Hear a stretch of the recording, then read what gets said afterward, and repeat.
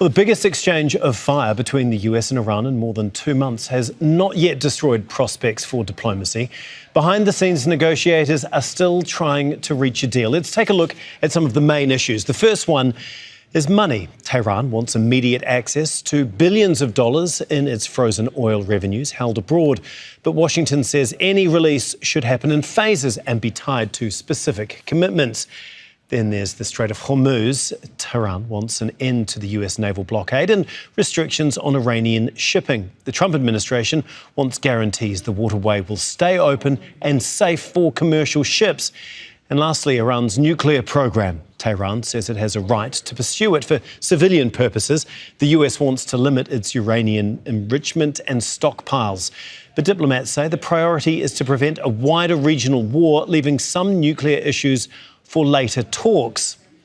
Okay, to discuss all of this further, joining me here in the studio is Sultan Barakat, Professor of Public Policy at Hamad bin Khalifa University. Thank you so much for being with us, Sultan.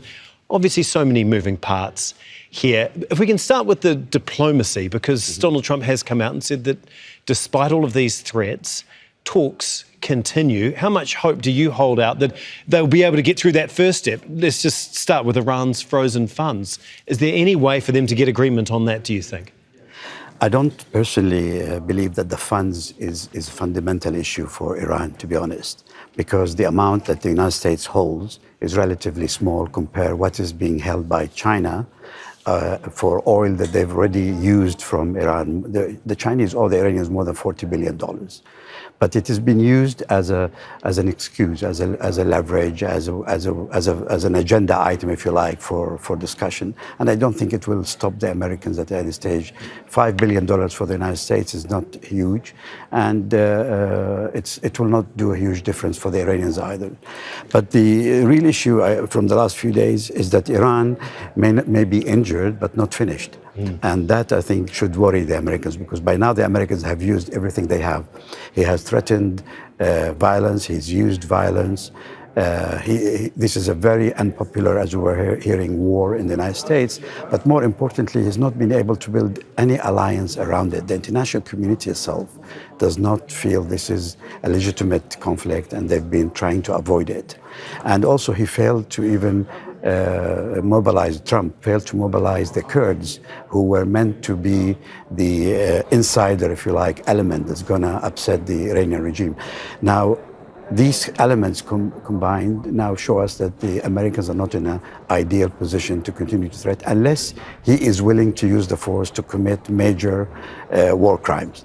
If that's the direction Trump is taking, and I doubt the Republicans will allow him to go that direction, then we may see some escalation. Otherwise, the talks will continue. There's been, over the last few days, blaming the mediators. instead of discussing the issues, now they're saying, well, maybe the mediation wasn't very good. We have to have others mediating. We need the Qataris, the Omanis to come in, and so on. But that is all really not central to the real issue. The real issue is the Strait of Hormuz, and it's in the interest of both countries now to have it open, particularly for the Americans. I mean, all this talk will just push the oil prices further up. Indeed, as we have seen, up at least $2 in the last 24 hours. I want to bring in Ali Akbar Dareni. He is a researcher at the Centre for Strategic Studies. He joins us from Tehran. Now, we're talking diplomacy at this point in time. There are also reports that Iran is meeting face-to-face with the United Arab Emirates at this point in time to try and de-escalate the situation. What more can you tell us about that, given that there is significant tension between the two countries? Iran has never closed the door of diplomacy, especially towards its neighbors. Even at the height of tensions, Iran has kept a level of negotiations and diplomacy with the United Arab Emirates.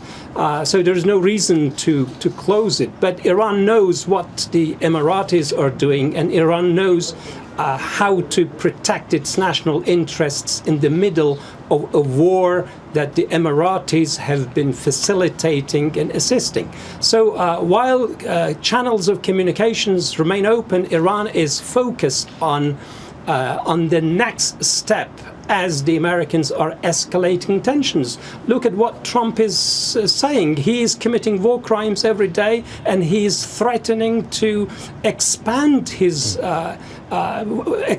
war crimes against Iran, threatening to take Kharg Island, and that shows how completely he is outside the bounds of international law. He speaks and behaves like an international gangster, but Iran has prepared itself for the worst scenario, and the problem Trump is facing is that he does not possess escalation dominance. Iran has potent instruments in its hands to force Trump to climb down the escalation ladder if he's going to attack Iran's energy infrastructure. Okay, Sultan, obviously you were saying before that the Strait of Hormuz is the biggest issue that both sides face right at this point in time. Trump saying that he's going to hit Iran tonight, may even contemplate taking Kharg Island, as we heard there, taking over the oil infrastructure, much like he claims to have done in Venezuela.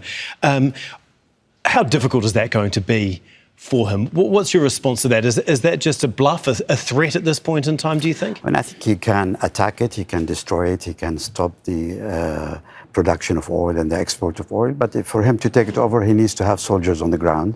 And we don't know what the Iranians have prepared for that. I mean, they would be foolish if they haven't prepared by now for that particular scenario.